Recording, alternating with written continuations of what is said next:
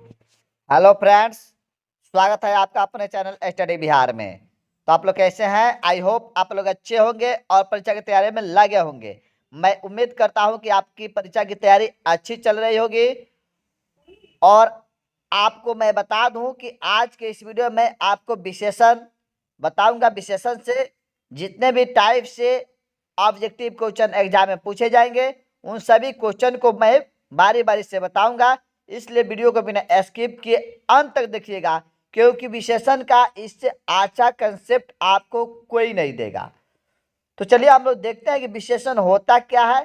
तो विशेषण क्या होता है? तो विशेषण वह होता है मतलब जो शब्द संज्ञा और सर्वनाम की विशेषता बतलाते हैं उसे विशेषण कहते हैं। मतलब संज्ञा और सर्वनाम की विशेषता बतलाने वाले शब्द को क्या कहते हैं? विशेषण कहते हैं। तो विशेषण में शब्द क्या होता है? बड़ा, काला, लंबा, दयालु, भारी, सुंदर, काय, टेढ़ा, मेरा, एक, दो, गिनती की जो संख्या होती है वह, वीर, पुरुष, गोरा, अच्छा, बुरा, मीठा, खट्टा आदि, यह सब क्या है? विशेषण शब्द होता है। जैसे राधा बहुत सुंदर लड़की है, तो यहाँ बहुत सुंदर लड़की है, तो सुंदर क्या हो गया? विशेषता बतला रहा है। रमेश बहुत निडर सिपाही है, मोहन एक मेहनती विद्यार्थी है। तो यहाँ मोहन एक मेहनती विद्यार्थी है, तो मेहनती क्या हो गया? विशेषण हो गया। निडर क्या हो गया? विशेषण हो गया। सुंदर क्या हो गया? विशेषण हो गया। अब जानेंगे विशेषण के भेद। तो विशेषण के मुख्यतः 8 भेद होते हैं। विशेषण के कितने भेद होते हैं? 8 भेद होते हैं। गुणवाचक विशेषण, संख्यावाचक विशेषण, परिमाणवाचक विशेषण, सार्वनामिक विशेषण, व्यक्तिवाचक विशेषण, प्रश्नवाचक विशेषण, तुलनाबोधक विशेषण और संबंध वाचक विशेषण। यह विशेषण के 8 भेद होते हैं। उसके बाद गुणवाचक विशेषण क्या होते हैं? तो वे विशेषण शब्द जो संज्ञा या सर्वनाम शब्द के गुण, दोष, रूप, रंग, आकार, प्रकार, स्वाद, दशा, अवस्था, स्थान आदि की विशेषता प्रकट करते हैं, गुणवाचक विशेषण कहलाते हैं। मतलब जो संज्ञा और सर्वनाम की मतलब क्या? जो शब्द संज्ञा या सर्वनाम के गुण, दोष, रूप, रंग, आकार, प्रकार, दशा, अवस्था को बतलाते हैं वह शब्द क्या कहलाता है? गुणवाचक विशेषण कहलाता है। जैसे उदाहरण देखिए, गुण बोधक मतलब गुण को कौन कौन बोधक? जैसे अच्छा, बुरा, गोरा, वीर, कायर, क्रोध, यह क्या है? गुण है। उसके बाद रंग बोधक, रूप, रंग, आकार, प्रकार। रंग बोधक सफेद, हरा, नीला, पीला, लाल। न लाल कलम आ गया, तो लाल कलम कलम क्या है? संज्ञा हो गया न। और इसका लाल के बारे में बता रहा है कि लाल है, यह लाल शब्द क्या हो गया? विशेषण हो गया। आकार बोधक मोटा, पतला, लंबा, गोला, न चौड़ा, चपटा, ये सब क्या हो गया? आकार हो गया। काल बोधक, काल का मतलब समय, नया, पुरान, यह काल बोधक हो गया। तो यह सब क्या है? विशेषण है। कौन विशेषण है? गुणवाचक विशेषण होता है। उसके बाद संख्यावाचक विशेषण, वे शब्द मतलब वे शब्द चाहे वे विशेषण शब्द जो संज्ञा अथवा सर्वनाम, जो संज्ञा अथवा सर्वनाम की क्या बोलिएगा? वे शब्द क्या बोलिएगा? वे शब्द जो संज्ञा अथवा सर्वनाम की निश्चित या अनिश्चित संख्या का बोध कराते हैं उसे संख्यावाचक विशेषण कहते हैं। मतलब जो विशेषण शब्द संज्ञा या सर्वनाम के निश्चित या अनिश्चित संख्या का बोध कराते हैं उसे संख्यावाचक विशेषण कहते हैं। अब निश्चित अनिश्चित, इसका मतलब हो गया कि संख्यावाचक विशेषण के 2 भेद होगा, एगो निश्चित है एगो अनिश्चित। मतलब निश्चित संख्या का बोध कराने वाला निश्चित हो जाएगा, अनिश्चित को अनिश्चित हो जाएगा, अनिश्चित संख्या। तो जैसे आप एग्जाम्पल में देखिए, 5 घोड़े 7 विद्यार्थी पढ़ते हैं। 5 घोड़े दौड़ते हैं, 7 विद्यार्थी पढ़ते हैं।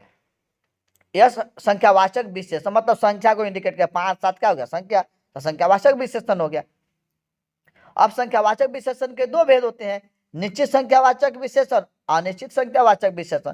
निश्चित संख्यावाचक विशेषण में वे विशेषण शब्द जो संज्ञा या सर्वनाम की निश्चित संख्या का बोध कराते हैं उसे निश्चित संख्यावाचक विशेषण कहते हैं। जैसे 1 2 8 चौगुना सातवा, न 8 गुना 2 गुना 3 गुना, ये सब क्या हो गया? निश्चित न बोध हो गया, संख्या बता रहा है, तो यह संख्यावाचक विशेषण हो जाएगा। जैसे उसके बाद अनिश्चित संख्यावाचक विशेषण जिस विशेषण से या जिस विशेषण शब्द से संख्या निश्चित रूप से नहीं जानी जा सके, मतलब संख्या का पता निश्चित रूप से नहीं लगे, वह अनिश्चित विशेषण है। जैसे कई, कुछ, सब, थोड़ा, सैकड़ों, अरबों आदि, ये सब क्या हो गया? अनिश्चित विशेषण होता है। जैसे उदाहरण में देखिए, बम के भय से कुछ लोग बेहोश हो गए। बम के भय से कुछ लोग, अब कुछ लोग, याद देखिए लोग है, लोग क्या हो गया? संज्ञा हो गया। यहाँ कुछ बता दे तो कुछ निश्चित नहीं है, कितने लोग हैं। उसके बाद कक्षा में बहुत कम छात्र उपस्थित थे, बहुत कम। अब देखिए बहुत कम, तो बहुत कम छात्र, छात्र का हो गया? संज्ञा। यहाँ इसके बारे में संज्ञा को बता रहा है, बहुत कम, तो निश्चित थोड़े है। उसका कुछ फल खाकर ही मेरी भूख मिट गई। कुछ, कुछ यहाँ निश्चित नहीं है, कुछ देर बाद हम चले जाएंगे। अब कुछ देर, कुछ देखिए निश्चित नहीं है। तो कई, कुछ, सब, थोड़ा, सैकड़ों, अरबों, इस सब का होता है अनिश्चित संख्यावाचक विशेषण होता है। तो यह शब्द मिल जाएगा तो बुझ जाएगा कि अनिश्चित संख्यावाचक विशेषण, इसके साथ संख्या को इंडिकेट किया गया होगा। तब उसके बाद 3 नंबर में क्या होता है? परिमाण बोधक या परिमाणवाचक विशेषण। जिन विशेषण शब्दों से किसी वस्तु के माप तौल संबंधी विशेषता का बोध होता है, वे परिमाण बोधक विशेषण कहलाते हैं। माप तौल मतलब दूध, दही, मतलब जो चीज जोख नाप कर बेचा जाता है उससे पता चलता हो। जैसे शेर भर दूध, तौला भर सोना, थोड़ा पानी, कुछ पानी, सब धन, न घी लाओ, 2 लीटर दूध, न उसका बहुत चीनी, इस सब क्या हो गया? इत्यादि। अब बहुत चीनी, बहुत तो बता दिया, अब बहुत न, अब देखिए अगर दे देता बहुत लड़के, तो यहाँ परिमाणवाचक थोड़ा होता है, संख्यावाचक विशेषण, क्योंकि लड़का हो गया, लड़का संख्या को इंडिकेट किया, न काउंटेबल नाउन हो गया। यहाँ क्या होता है? ऑन काउंटेबल, माप तौल वाला जो चीज होता है ऑन काउंटेबल होता है। ऑन काउंटेबल के साथ जब ये सब लगा रहता है न, तो क्या होता है? परिमाण बोधक विशेषण कहलाता है। ये सब तो है, तो सब लड़का, तो सब के साथ लड़का आ गया, तो वहाँ का परिमाण बोधक थोड़े हो जाएगा। लड़का है, काउंटेबल है, यहाँ सब लग गया, तो वह क्या हो जाएगा? अनिश्चित संख्यावाचक, संख्यावाचक विशेषण में चल जाएगा। लेकिन यहाँ सब धन, अब धन यहाँ क्या हो गया? ऑन काउंटेबल, नाप तौल हो गया, ऑन काउंटेबल नाम हो गया, तो ऑन काउंटेबल और गणनीय संख्या हो गया। तो यहाँ जब सब लग गया, यहाँ परिमाण को इंडिकेट, यहाँ आपको समझ दीजिए माप तौल संबंध विशेषता का पता चले। जैसे उदाहरण में देखिए, मुझे थोड़ा दूध चाहिए, बच्चे भूखे हैं, मुझे थोड़ा दूध चाहिए, थोड़ा दूध है। यहाँ देखिए दूध क्या है? अनकाउंटेबल नाउन है, और थोड़ा लग गया, तो यह क्या हो गया? परिमाण को बता रहा है। उसका बारात को खिलाने के लिए 4 क्विंटल चावल चाहिए। अब 4 क्विंटल, अब यहाँ 4 क्विंटल क्या है? चावल चाहिए। 4 क्विंटल चावल, तो चावल क्या हो गया? अनकाउंटेबल नाउन है, तो यह 4 क्विंटल लग गया, तो यह क्या हो गया? परिमाण को बता रहा है। अब देखिए यहाँ 4 क्विंटल चावल, थोड़ा, बहुत, कुछ, अब इसमें भी आएगा, तो ये भी दो परिमाण वाचक विशेषण भी 2 प्रकार से बढ़ जाएगा। परिमाण निश्चित और अनिश्चित, तो निश्चित परिमाणवाचक विशेषण और अनिश्चित परिमाणवाचक विशेषण, मतलब परिमाणवाचक विशेषण के 2 भेद हो गए। उसके बाद निश्चित परिमाणवाचक विशेषण, जो विशेषण शब्द किसी वस्तु की निश्चित मात्रा अथवा माप तौल का बोध कराते हैं, वे निश्चित परिमाणवाचक विशेषण। जैसे 2 सेर घी, 10 हाथ जगह, 4 गज मलमल। अनिश्चित परिमाणवाचक विशेषण, जो विशेषण शब्द किसी वस्तु की निश्चित मात्रा अथवा माप तौल का बोध नहीं कराते हैं, वे अनिश्चित विशेषण अनिश्चित परिमाणवाचक विशेषण कहलाते हैं। जैसे सब धन, कुछ दूध, बहुत पानी। उसके बाद 4 नंबर में क्या होगा? संकेतवाचक विशेषण होता है। वे सर्वनाम जो संज्ञा से, मतलब वे सर्वनाम जो संज्ञा से पूर्व, मतलब पहले प्रयुक्त होकर उसकी ओर क्या करते हो? संकेत करते हुए विशेषण के रूप में प्रयुक्त होते हैं, तो संकेतवाचक विशेषण कहलाते हैं। जैसे वह गाय दूध देती है, अब देखिए वह सर्वनाम हो गया, गाय के पहले लग गया है और गाय की ओर संकेत कर रहा है कि दूध देती है, तो वह क्या हो गया? संकेतवाचक विशेषण हो गया। यह पुस्तक मेरी है, पुस्तक संज्ञा हो गया, यह क्या हो गया? सर्वनाम हो गया। अब पुस्तक संज्ञा के पहले यह लग इंडिकेट कर रहा है पुस्तक की ओर, जो मेरी है, तो यहाँ यह क्या हो गया? संकेतवाचक विशेषण हो गया। नोट्स ए लड़के, कोई स्त्री, कौन सा फूल, वे कुर्सियां आदि में एक कोई कौन सा क्या है, वे क्या है, सर्वनामिक विशेषण है। और 5 नंबर में कह रहा है व्यक्तिवाचक विशेषण। जिन विशेषण शब्दों की रचना व्यक्तिवाचक संज्ञा से होती है उसे क्या कहते हैं, व्यक्तिवाचक विशेषण कहते हैं। व्यक्तिवाचक विशेषण में क्या होता है कि व्यक्तिवाचक संज्ञा से बनने वाले शब्द को हम लोग क्या कहते हैं, विशेषण, बनने वाले विशेषण शब्द को जो कहते हैं व्यक्तिवाचक विशेषण कहते हैं। जैसे व्यक्तिवाचक संज्ञा कोई नाम को न कहते हैं। जैसे अब मान लीजिए कि यहाँ जैसे देखिए इलाहाबाद दिया हुआ, तो इलाहाबाद से इलाहाबादी हो गया, जयपुर से जयपुरी हो गया, बनारस से बनारसी हो गया, लखनऊ से लखनवी हो गया, भारत से भारतीय हो गया, बिहार से बिहारी हो गया ना। ये सब क्या हो गया, चीन से चीनी हो गया, अमेरिका से अमेरिकन हो गया। ये सब क्या होता है, अमेरिका क्या है, व्यक्तिवाचक संज्ञा है, नाम बता रहा है, देश के नाम बता रहा है ना। बिहार क्या हो गया, व्यक्तिवाचक संज्ञा हो गया, जो जगह का नाम है ना। अब इससे जो विशेषण बनेगा हर का लगाकर वह क्या कहलाएगा, व्यक्तिवाचक विशेषण कहलाता है। उसके बाद 6 नंबर संबंधवाचक विशेषण होता है। संबंधवाचक विशेषण, जब विशेषण शब्दों का प्रयोग करके किसी एक वस्तु या व्यक्ति का संबंध दूसरे वस्तु या व्यक्ति के साथ बताया जाए तो वह संबंधवाचक विशेषण कहलाता है।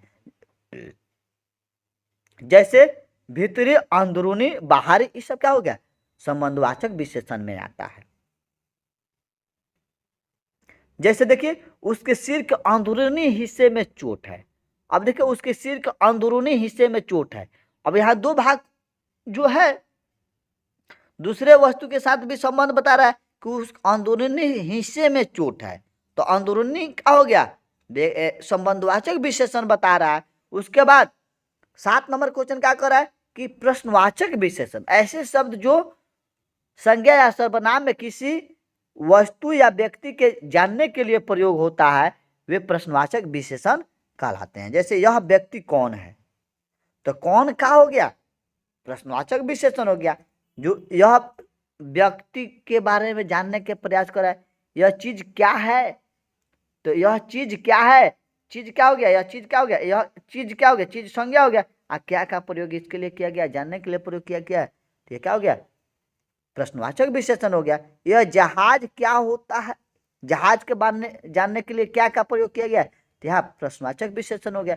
मेरे जाने के बाद कौन यहाँ आया था, तो मेरे जाने के बाद मतलब मैं गया हूं, तो मैं क्या हूं ना। उसके बाद कौन आया है, तो कौन आया, तो कौन यहाँ व्यक्तिवाचक संज्ञा के बारे में, संज्ञा या सर्वनाम के बारे में जानने के लिए पता किया गया है, तो यहाँ कौन क्या हो गया, प्रश्नवाचक विशेषण हो गया।